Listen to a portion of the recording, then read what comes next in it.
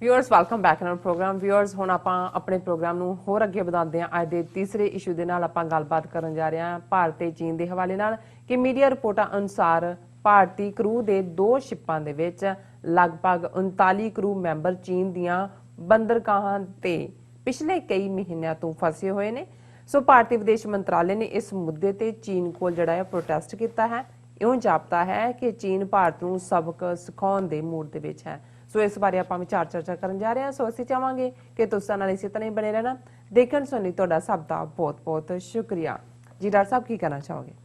ਵੈਸੇ ਬਹੁਤ ਵਾਰ ਜਿਹੜੀ ਪੰਜਾਬੀ ਅਖਾਣਾਂ ਦੀ ਸੱਚਾਈ ਹੈ, ਵੈਸੇ ਤਾਂ ਹਰ ਜ਼ੁਬਾਨ ਦੇ ਹੀ ਅਖਾਣ ਹੋਣਗੇ, ਪਰ ਪੰਜਾਬੀ ਕਿਉਂਕਿ 6-7 ਹਜ਼ਾਰ ਸਾਲ ਪੁਰਾਣੀ ਉਸ ਧਰਤੀ ਦੀ ਬੋਲੀ ਜਿਸ ਨੂੰ ਕਦੇ ਵੀ ਸਟੇਟ ਪੈਟਰਨੇਜ ਨਹੀਂ ਮਿਲਿਆ। ਔਰ ਇਹ ਵੱਖਰੀ ਗੱਲ ਹੈ ਕਿ ਕਿਵੇਂ ਹਰ ਯੁੱਗ ਦੇ ਵਿੱਚ ਪੰਜਾਬੀ ਨੂੰ ਰੋਲਿਆ ਗਿਆ। ਅੱਜ ਵੀ ਬੇਸ਼ੱਕ ਅਸੀਂ ਇੱਧਰ ਭਾਰਤੀ ਕਬਜ਼ੇ ਵਾਲੇ ਪੰਜਾਬ 'ਚ ਇੱਕ ਲੰਬਾ ਸੰਘਰਸ਼ ਕਰਕੇ ਸੂਬਾ ਬਣਾ ਲਿਆ, ਪੰਜਾਬੀ ਸਟੇਟ ਲੈਂਗੁਏਜ ਵੀ ਹੈ, ਪਰ ਉਹਨੂੰ ਕਿਵੇਂ ਹੁਣ ਸੈਂਟਰ ਆਪਣੀ ਐਜੂਕੇਸ਼ਨ ਪਾਲਿਸੀ ਰਾਹੀਂ ਔਰ ਹਿੰਦੂਤਵਾਦੀ ਆਈਡੀਓਲੋਜੀ ਦੇ ਥੱਲੇ ਪੰਜਾਬੀ ਨੂੰ ਥੱਲਾ ਲਾਉਣ ਦੀ ਪੰਜਾਬੀ ਦਾ ਕੋਸ਼ਿਸ਼ ਹੋ ਰਹੀ ਹੈ, ਜਿਹਨੂੰ ਰੈਜ਼ਿਸਟ ਕਰ ਰਹੇ ਨੇ। ਪਰ ਸਾਡੇ ਦੂਸਰੇ ਪਾਸੇ ਵਾਲੇ ਪੰਜਾਬ ਦੇ ਵਿੱਚ ਜਿੱਥੇ ਇੱਕ ਜਿਹੜਾ ਬਿੱਲ ਹੈ ਉਹ ਪਿਆ ਹੋਇਆ ਸ਼ਾਇਦ ਫੈਡਰਲ ਲੈਵਲ ਤੇ ਜਾਂ ਪੰਜਾਬ ਸਟੇਟ ਅਸੈਂਬਲੀ 'ਚ ਕਿ ਭਾਈ ਜੇ ਸਿੰਧੀ, ਬਲੋਚੀ ਔਰ ਪਸ਼ਤੋ ਔਰ ਫਾਰਸੀ ਉਹਨਾਂ ਜਿਹੜੇ ਸੂਬਿਆਂ ਦੇ ਵਿੱਚ ਉਸ ਬੋਲੀ ਦੇ ਵਿੱਚ ਉਹਨਾਂ ਨੂੰ ਪੜ੍ਹਾਇਆ ਜਾਂਦਾ ਹੈ ਤੇ ਇੱਧਰ ਵੀ ਪੰਜਾਬੀ ਹੋਏ। ਇੱਕ ਵੱਖਰਾ ਟੌਪਿਕ ਹੈ, ਪਰ ਮੈਂ ਪਿਛਲੇ ਦਿਨਾਂ 'ਚ ਇੱਕ ਜ਼ੂਮ ਕਾਨਫਰੰਸ ਦੇਖ ਰਿਹਾ ਸੀ, ਇੱਕ ਸੈਸ਼ਨ ਪੰਜਾਬੀ ਕਾਨਫਰੰਸ ਦਾ, ਜਿਸ ਨੂੰ ਉਹਨਾਂ ਦੀ ਮਸ਼ਹੂਰ ਐਂਕਰ ਆਸਮਾ ਸ਼ਰਾਜ਼ੀ ਪ੍ਰੀਜ਼ਾਈਡ ਕਰ ਰਹੇ ਸੀ। ਔਰ ਉਹਦੇ 'ਚ ਮੈਨੂੰ ਵੈਸੇ ਹੈਰਾਨੀ ਵੀ ਹੋਈ ਕਿ ਕਾਫੀ ਜਿਹੜੇ ਦਾਨਿਸ਼ਮੰਦ ਉਸ ਦੇ ਵਿੱਚ ਦਾਨੇਸ਼ਵਰ ਲੋਕ ਬੈਠੇ ਸੀ ਜਿਨ੍ਹਾਂ ਨੇ ਕਿਹਾ ਕਿ ਵੀ ਜ਼ਬਾਨ ਤਾਂ ਹਰ ਇੱਕ ਚੰਗੀ ਹੈ, ਔਰ ਉਰਦੂ ਜ਼ਬਾਨ ਹੈ ਔਰ ਫਾਰਸੀ ਹੈ, ਅਰਬੀ ਹੈ, ਸਾਰਿਆਂ ਦਾ ਇੱਕ ਆਪਣਾ ਗਲੋਰੀਅਸ ਹਿਸਟਰੀ ਵੀ ਹੈ, ਪਰ ਬੈਸਟ ਜਿਹੜੀ ਲਰਨਿੰਗ ਹੁੰਦੀ ਹੈ ਇਹ ਦੁਨੀਆ 'ਚ ਵੀ ਉਹ ਮਾਂ ਬੋਲੀ 'ਚ ਹੁੰਦੀ ਹੈ। ਔਰ ਪੰਜਾਬੀ ਬੋਲੀ ਦੇ ਹਵਾਲੇ ਨਾਲ ਤਾਂ ਜਿਹੜਾ ਹੈ ਉਹ ਜਿੱਥੇ ਸਾਰੀ ਫਕੀਰੀ ਬਾਬਾ ਫਰੀਦ ਗੰਜ ਸ਼ੱਕਰ ਤੋਂ ਲੈ ਕੇ ਗੁਰੂ ਨਾਨਕ ਸਾਹਿਬ ਔਰ ਬਾਬਾ ਬੁੱਲੇ ਸ਼ਾਹ, ਸ਼ਾਹ ਹੁਸੈਨ, ਸੁਲਤਾਨ ਬਾਹੂ, ਉਹ ਹੈ ਹੀ ਉਸ ਧਰਤੀ ਦੀ ਫਕੀਰੀ ਰੱਬ ਨਾਲ ਜੁੜਨ ਦੀ ਗੱਲ ਜਿਸ ਖੁੱਲੇ ਅੰਦਾਜ਼ ਦੇ ਵਿੱਚ ਇਸ ਜ਼ਬਾਨ 'ਚ ਹੁੰਦੀ ਹੈ। ਲੇਕਿਨ ਮੈਂ ਗੱਲ ਤਾਂ ਅਖਾਣ ਦੀ ਕਰਨ ਲੱਗਾ ਸੀ ਕਿ ਵੀ ਸਾਡੀ ਜ਼ਬਾਨ ਦਾ ਅਖਾਣ ਹੈ ਕਿ ਭਾਈ ਜੇ ਦਰਿਆ 'ਚ ਰਹਿਣਾ ਤੇ ਮਗਰਮੱਛ ਨਾਲ ਵੈਰ ਨਹੀਂ ਕਰੀਦਾ। ਹੁਣ ਵੈਸੇ ਇਹ ਵੀ ਨਹੀਂ ਕਿਹਾ ਵੀ ਮਗਰਮੱਛ ਨਾਲ ਦੋਸਤੀ ਰੱਖੋ, ਕਿਉਂਕਿ ਉਹ ਤਾਂ ਇੱਕ ਗੱਲ ਦਾ ਧਿਆਨ ਰਹੇ ਕਿ ਵੀ ਜਿਹਨੂੰ ਰਹੀਮ ਨੇ ਇੱਕ ਥਾਂ ਕਿਹਾ ਕਿ ਕਾਟੇ ਚੁਆਟੇ ਸ਼ਵਾਨ ਰਹਿਮਨ ਉੱਛੇ ਨਰਨ ਤੇ ਤਜੋ ਵੈਰ ਔਰ ਪ੍ਰੀਤ, ਕਾਟੇ ਚਾਟੇ ਸ਼ਵਾਨ ਕੇ ਦੋਹ ਭਾਂਤੀ ਵਿਪਰੀਤ, ਕਿ ਹੋਛੇ ਲੋਕਾਂ ਦੇ ਨਾਲ ਨਾ ਦੋਸਤੀ ਕਰੋ ਨਾ ਦੁਸ਼ਮਣੀ ਕਰੋ, ਜਿਵੇਂ ਕੁੱਤੇ ਦਾ ਕੱਟਿਆ ਵੀ ਮਾੜਾ ਹੈ ਤੇ ਚੱਟਿਆ ਵੀ ਮਾੜਾ ਹੈ। ਸੋ ਇਹ ਵੀ ਨਹੀਂ ਹੈ ਕਿ ਵੀ ਮਗਰਮੱਛ ਨਾਲ ਦੋਸਤੀ ਕਰੋ, ਪਰ ਇੱਕ ਗੱਲ ਜ਼ਰੂਰ ਸਮਝਾਈ ਹੈ ਕਿ ਭਾਈ ਜੇ ਦਰਿਆ 'ਚ ਰਹਿਣਾ ਤੇ ਮਗਰਮੱਛ ਨਾਲ ਵੈਰ ਨਾ ਕਰੋ। ਹੁਣ ਇਹੀ ਗੱਲ ਜਿਹੜੇ ਮੁਲਕਾਂ ਦੀ ਸਿਆਸਤ ਹੈ ਉਸ ਦੇ ਉੱਤੇ ਵੀ ਹਾਵੀ ਹੁੰਦੀ ਹੈ ਕਿ ਜਦੋਂ ਤੁਸੀਂ ਆਲੇ ਦੁਆਲੇ 'ਚ ਪਹਿਲਾਂ ਤਾਂ ਆਪਣੀ ਔਕਾਤ ਦੇਖੋ ਵੀ ਤੁਸੀਂ ਹੋ ਕੀ, ਉਹਨੂੰ ਠੀਕ ਆਂਕੋ, ਫਿਰ ਜਿਹੜਾ ਤੁਹਾਡਾ ਗੁਆਂਢੀ ਹੈ ਜਾਂ ਜਿਹਨੂੰ ਤੁਸੀਂ ਖਾਮਖਾ ਦੁਸ਼ਮਣ ਬਣਾਇਆ ਹੋਇਆ ਹੈ ਉਹਦੀ ਵੀ ਤਾਕਤ ਦੇਖੋ, ਉਹਦੀ ਤਾਕਤ ਨੂੰ ਵਧਾ ਕੇ ਦੇਖੋ, ਆਪਣੀ ਤਾਕਤ ਨੂੰ ਘਟਾ ਕੇ ਦੇਖੋ, ਫਿਰ ਬੈਲੈਂਸ ਬਣਦਾ। ਪਰ ਹੁੰਦਾ ਕੀ ਹੈ, ਜਿਹੜਾ ਹੁੱਛਾਪਨ ਹੁੰਦਾ ਹੈ ਜਾਂ ਛੁੱਛਾਪਨ ਹੁੰਦਾ ਹੈ ਉਹਦੇ 'ਚ ਤੁਸੀਂ ਆਪਣੀ ਤਾਕਤ ਨੂੰ 100 ਗੁਣਾ ਵਧਾ ਕੇ ਦੇਖਦੇ ਹੋ ਤੇ ਜਿਹੜਾ ਤੁਹਾਡਾ ਦੁਸ਼ਮਣ ਜਿਹਨੂੰ ਤੁਸੀਂ ਆਪ ਹੀ ਬਣਾਇਆ ਉਹਨੂੰ ਤੁਸੀਂ 100 ਗੁਣਾ ਘਟਾ ਕੇ ਦੇਖਦੇ ਹੋ, ਤੇ ਇੱਥੇ ਫਿਰ ਆਪੇ ਫਾਥੜੀਏ ਤੈਨੂੰ ਕੌਣ ਛਡਾਏ, ਉੱਥੇ ਫਿਰ ਆਪ ਹੀ ਜਾ ਕੇ ਸਿਰ ਫਸ ਜਾਂਦਾ। ਭਾਰਤ ਦੀ ਫੋਰਨ ਪਾਲਿਸੀ ਦੇ ਵਿੱਚ, ਵਿਦੇਸ਼ ਨੀਤੀ 'ਚ ਇੱਕ drastic change for the worst, ਇੱਕ ਹੁੰਦਾ ਤੁਸੀਂ drastic change for the good ਕਰਦੇ ਹੋ, ਉਹ ਮੋਦੀ ਸਰਕਾਰ ਦੇ ਪੀਰੀਅਡ 'ਚ ਆਈ।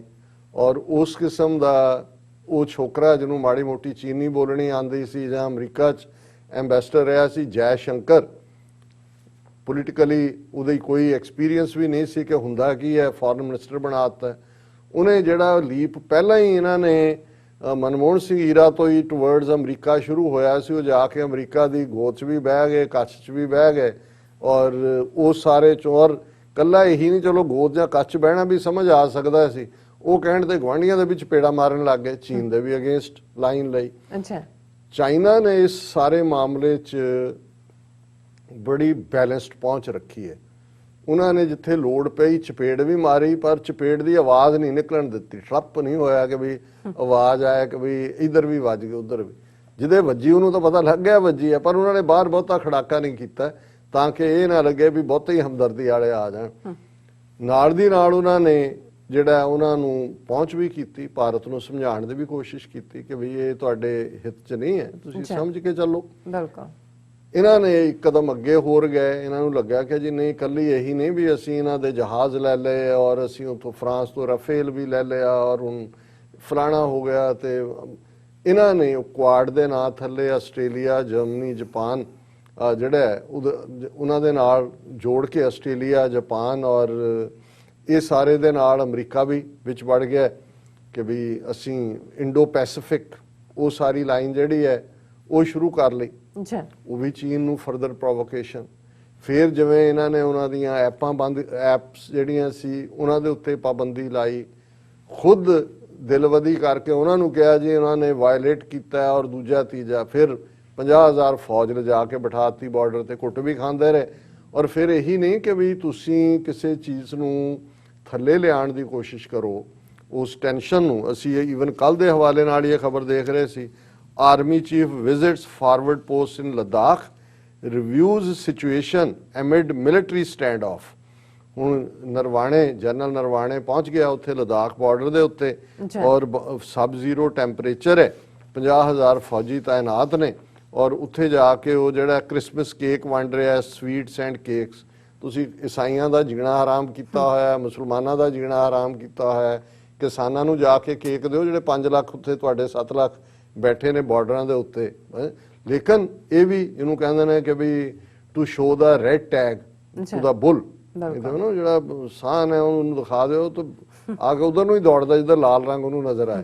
ਹੁਣ ਇਹ ਚਾਈਨਾ ਨੂੰ ਦਿਖਾ ਰਹੇ ਨੇ, ਔਰ ਉੱਥੇ ਜਾ ਕੇ ਕਹਿ ਰਿਹਾ ਕਿ ਭਾਈ ਅਸੀਂ ਜਿਹੜਾ ਬਿਲਕੁਲ ਡਿਫੈਂਡ ਕਰਾਂਗੇ ਔਰ ਅਸੀਂ ਆਪਣੇ ਮਿੱਟੀ ਦੇ ਨਾਲ ਕਮਿਟਡ ਹੈ। ਉਹਨਾਂ ਨੇ ਕਿਹਾ ਜੀ known as Fire and Fury 14 corps, ਉਹਨਾਂ ਨੂੰ ਜਾ ਕੇ ਉਹਨੇ ਐਡਰੈਸ ਕੀਤਾ ਔਰ ਵੇਰੀਅਸ ਆਸਪੈਕਟਸ ਦੇ ਉੱਤੇ ਗੱਲ ਕੀਤੀ ਔਰ ਉਹਨੂੰ ਬਰੀਫ ਕੀਤਾ ਗਿਆ। ਔਰ ਉਹਨੇ ਕਿਹਾ army chief Naravane interacted with troops deployed in forward areas and exhorted them to continue working with the same zeal and enthusiasm। ਸਾਰੀ ਡਰਾਮੇਬਾਜ਼ੀ। ਹੁਣ ਇਹ ਖਬਰ ਦੇ ਨਾਲ ਜਦੋਂ ਤੁਸੀਂ ਇਹ ਦੇਖਦੇ ਹੋ ਕਿ ਇੱਕ ਪਾਸੇ ਤਾਂ ਇਹ ਜ਼ੀਲ ਐਂਡ ਐਂਥੂਸੀਆਜ਼ਮ ਹੈ, ਹੁਣ ਚੀਨ ਦੇ ਨਾਲ ਜਿਹੜੀ ਇਹਨਾਂ ਨੇ ਮਗਰਮੱਛ ਵਾਲਾ ਵੈਰ ਪਾਉਣ ਦੀ ਕੋਸ਼ਿਸ਼ ਕੀਤੀ, ਉਹਦਾ ਨਤੀਜਾ ਅੱਜ ਉਹਨਾਂ ਦੀ ਐਕਸਟਰਨਲ ਅਫੇਅਰਸ ਮਿਨਿਸਟਰੀ ਦਾ ਸਪੋਕਸਮੈਨ ਜਿਹੜਾ ਹੈ ਉਹ ਇਹ ਕਹਿ ਰਿਹਾ ਹੈ ਕਿ ਬਈ ਇਹ 2 cargo vessels with a total of 39 Indians on board have been on anchorage in Chinese waters as they were not allowed to unload their cargo, though some other ships have managed to do so। ਉਹਨਾਂ ਨੇ ਕਿਹਾ ਜੀ 2 ਸਾਡੇ ship ਜਿਹੜਾ 2 cargo vessel ਜਿਹਦੇ ਚ ਕਿ total 39 Indian ਜਿਹੜੇ ਨੇ ਉਹਦੇ ਬੋਰਡ ਦੇ ਉੱਤੇ ਨੇ, ਉਹ ਚੀਨ ਦੇ ਪਾਣੀਆਂ 'ਚ ਉਹਨਾਂ ਦੀ ਬੰਦਰਗਾਹ ਤੇ ਖੜੇ ਨੇ, ਉਹਨਾਂ ਦੇ ਸਟੱਫ ਨੂੰ ਅਨਲੋਡ ਨਹੀਂ ਹੋਣ ਦੇ ਰਹੇ। ਔਰ there is a considerable amount of stress on the crew members on account of this unprecedented situation। External affair ministry ਉਹਨਾਂ ਨੇ ਕਿਹਾ ਜੀ ਪਹਿਲਾਂ ਇਵੇਂ ਕਦੇ ਨਹੀਂ ਹੋਇਆ, 39 ਬੰਦੇ ਸਾਡੇ ਫਸੇ ਹੋਏ ਨੇ ਔਰ ਉਹਨਾਂ ਨੂੰ ਉਸਮਾਨ ਹੀ ਨਹੀਂ ਲਾਣ ਦਿੰਦੇ। ਫਿਰ ਇਹ ਹੈ ਕਿ ਵੀ ਜਿਹੜੀ ਹੈ ਬਲਕ ਕਾਰਗੋ ਵੈਸਲ ਇੱਕ ਹੈ MV ਜਾਗ ਆਨੰਦ is on anchorage near Jingtang port in Hebei province of China since June 13 and it has 23 Indians। ਜੂਨ, ਹੁਣ ਤੁਸੀਂ ਜੁਲਾਈ, ਅਗਸਤ, ਸਤੰਬਰ, ਅਕਤੂਬਰ, ਨਵੰਬਰ 6 ਮਹੀਨੇ ਇਹਨਾਂ ਨੇ ਇਹ ਬੋਲੇ ਹੀ ਨਹੀਂ ਹੈ। ਉਹਨਾਂ ਨੇ ਉੱਥੇ ਖੜੇ ਕੀਤੇ ਹੋਏ ਨੇ ਪਾਣੀਆਂ ਜੋ ਸਮਾਨ ਲੱਦਿਆ ਹੋਇਆ, 23 ਇਹਨਾਂ ਦੇ ਕਰੂ ਮੈਂਬਰ ਨੇ ਉੱਥੇ ਫਸੇ ਹੋਏ ਨੇ। ਉਹ ਕਹਿੰਦੇ ਨਹੀਂ ਇਹ ਅਜੇ ਪਹਿਲਾਂ ਤੁਹਾਡੀ ਕੁਆਰੰਟੀਨ ਕਰਨੀ ਹੈ, ਕੋਵਿਡ ਹੈ ਜੋ ਬਹਾਨਾ, ਮਤਲਬ ਇਹ ਚੀਨ ਦਾ ਸਟਾਈਲ ਹੈ। ਉਹਨਾਂ ਨੇ ਉਹਨਾਂ ਨੂੰ ਹੁਣ ਕੱਲੀ ਇੱਕ ਤੇ ਨਹੀਂ ਹੈ। Srivastava said bulk cargo vessel MV Jaganand is on anchorage near Jangtang port in Hebei province June 13 और 23 Indian। Another vessel MV Anastasia with 16 Indian nationals as its crew is on anchorage anchorage near Confidian port in China since September 20, waiting for discharge of its cargo, he said at a media briefing. ਇੱਕ ਜਿਹੜਾ ਉਹਨਾਂ ਦੀ cargo ਹੈ ਉਹ ਜੂਨ 13 ਦੀ ਫਸੀ ਹੋਈ ਹੈ, ਦੂਸਰੀ ਜਿਹੜੀ ਹੈ ਸਤੰਬਰ 20 ਤੋਂ। ਹੁਣ ਸਤੰਬਰ 20 ਨੂੰ ਵੀ ਦੇਖ ਲਓ, ਅਕਤੂਬਰ, ਨਵੰਬਰ, ਦਸੰਬਰ, ਉਹਨਾਂ ਨੇ ਕਿਹਾ ਵੀ ਉਸ ਜਿਹੜੀ ਦੂਸਰੀ ਵੈਸਲ ਹੈ ਉਹਦੇ 16 ਇੰਡੀਅਨ ਨੇ। Our embassy in Beijing has been in constant touch with provincial and central government authorities in China, requesting that the ships be allowed to dock or crew be allowed to be changed. ਉਹਨਾਂ ਨੇ ਕਿਹਾ ਜੀ ਅਸੀਂ ਤਰਲੇ ਕਰ ਰਹੇ ਹਾਂ ਚੀਨ ਦੇ ਨਾਲ ਗਵਰਨਮੈਂਟ ਕੋਲ, ਸਾਡੀ ਐਮਬੈਸੀ ਬੀਜਿੰਗ ਦੇ ਵਿੱਚ, ਕਿ ਵੀ ਜਾਂ ਤਾਂ ਸਾਡੀਆਂ ਸ਼ਿਪਸ ਨੂੰ ਉਹਦੇ ਤੇ ਡੌਕ ਤੇ ਆਣ ਦਿਓ ਤੇ ਜਾਂ ਘੱਟੋ ਘੱਟ ਜਿਹੜਾ ਕਰੂ ਹੈ ਜਿਹੜਾ ਫਸਿਆ ਹੋਇਆ ਇੱਕ 6 ਮਹੀਨੇ ਤੋਂ ਇੱਕ 4 ਮਹੀਨੇ ਤੋਂ ਉਹਨਾਂ ਨੂੰ ਆਣ ਦਿਓ। ਔਰ ਇਸ ਸਾਰੇ ਦੇ ਵਿੱਚ ਚੀਨ ਮਸਤ ਹੋ ਕੇ ਬੈਠਾ ਹੈ।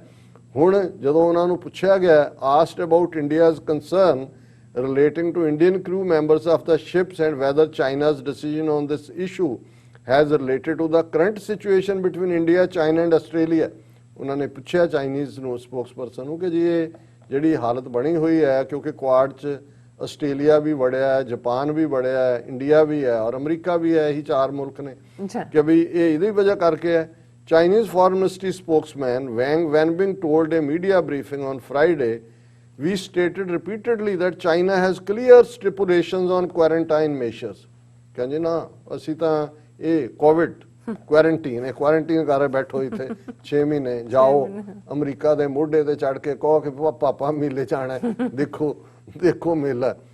Concerning this, China has stayed in close communication with Indian side, a Chinese style ਹੈ ਜੀ, ਅਸੀਂ ਬਿਲਕੁਲ ਗੱਲਬਾਤ ਕਰ ਰਹੇ ਹਾਂ ਅਸੀਂ ਇੰਡੀਅਨ ਸਾਈਡ ਨੇ, responding to their requests as well as providing necessary assistance for them. ਅਸੀਂ ਜੋ ਉਹਨਾਂ ਦੀਆਂ ਲੋੜਾਂ ਉਹਨਾਂ ਨੂੰ ਦੇ ਰਹੇ ਹਾਂ, ਗੱਲਬਾਤ ਕਰ ਰਹੇ ਹਾਂ। ਔਰ ਉਹਦੇ 'ਚ ਉਹਨਾਂ ਨੇ ਕਿਹਾ ਕਿ ਵੀ as far as I understand, China allows the crew change while meeting certain quarantine conditions, but this Jingtang port is not in the list for such crew changes. ਉਹਨੇ ਕਿਹਾ ਜੀ ਕੁਝ ਬੰਦਰਗਾਹਾਂ ਨੇ ਜਿਹਦੇ 'ਚ ਹੈ ਹੀ ਨਹੀਂ ਇਹ ਰੌ, ਇਹ ਜਿਹੜੀ ਜਿੰਗਟੈਂਗ 'ਚ ਫਸੇ ਨੇ ਉੱਥੇ ਹੈ ਹੀ ਨਹੀਂ ਕਰੂ ਚੇਂਜ ਦਾ। ਸੋ ਇਹ ਹੈ ਜਿਹੜਾ ਉਹਨਾਂ ਦਾ ਮੈਸੇਜ ਹੈ ਚਾਈਨਾ ਦਾ ਕਿ ਭਾਈ ਬੰਦੇ ਦੇ ਨਾਲ ਦੀ ਨਾਲ ਆਸਟ੍ਰੇਲੀਆ ਨੂੰ ਵੀ, ਕਿਉਂਕਿ ਉਹਦੇ 'ਚ ਆਸਟ੍ਰੇਲੀਆ ਦੀ ਵੀ ਇਨਵੋਲਵਮੈਂਟ ਹੁੰਦੀ ਹੈ ਇਸ ਲੈਵਲ ਦੀਆਂ ਸ਼ਿਪਸ, ਕਿਉਂਕਿ ਆਸਟ੍ਰੇਲੀਆ ਨੇ ਚੀਨ ਦਾ 5G ਨੈਟਵਰਕ ਬੈਨ ਕੀਤਾ। ਚਾਈਨਾ ਨੇ ਇਹ ਵੀ ਮੈਸੇਜ ਦਿੱਤਾ ਨਾਲ ਦੀ ਨਾਲ ਜਿੰਨੀਆਂ ਇੰਪੋਰਟ ਆਸਟ੍ਰੇਲੀਆ ਦੀਆਂ ਚਾਈਨਾ 'ਚ ਸੀ ਉਹ ਵੀ ਉਹਨਾਂ ਨੇ ਰਿਸਟ੍ਰਿਕਟ ਕਰ ਦਿੱਤੀਆਂ ਨੇ। ਸੋ ਇਹ ਹੈ ਕਿ ਵੀ ਜੇ ਅਸੀਂ ਇਹ ਸਮਝਣਾ ਕਿ ਦਰਿਆ 'ਚ ਮਗਰਮੱਛ ਨਾਲ ਵੈਰ ਦਾ ਕੀ ਮਤਲਬ ਹੁੰਦਾ ਹੈ, ਤੇ ਹੁਣ ਉਹ ਜਿਹੜੇ ਵਿਚਾਰੇ ਆਮ ਲੋਕ ਕਰੂ ਵਾਲੇ 6 ਮਹੀਨੇ ਦੇ ਫਸੇ ਨੇ ਉਸੇ ਹੀ ਥਾਂ ਤੇ, ਹੁਣ ਇੰਡੀਆ ਨੂੰ ਨਹੀਂ, ਉਹਨੂੰ ਵੀ ਚੀਨ ਵੀ ਕਹਿੰਦਾ ਵੀ ਸੱਦੋ ਆਪਣੇ ਮਾਮੇ ਅਮਰੀਕਾ ਨੂੰ, ਕਹਿੰਦਾ ਹੁਣ ਸਾਡਾ ਮਾਮਾ ਜਿਹੜਾ ਹੈ ਉਹ ਹੈ। ਬਿਲਕੁਲ ਡਾਕਟਰ ਸਾਹਿਬ, ਤੁਹਾਡਾ ਬਹੁਤ ਬਹੁਤ ਸ਼ੁਕਰੀਆ ਸਾਥ ਲੈਣ। ਬ੍ਰੇਕ ਵਿਊਅਰਸ, ਤੁਸੀਂ ਕਿਤੇ ਨਹੀਂ ਜਾਣਾ, ਮਿਲਦੇ ਹਾਂ ਛੋਟੇ ਜਿਹੇ ਵਕਫੇ ਤੋਂ ਬਾਅਦ।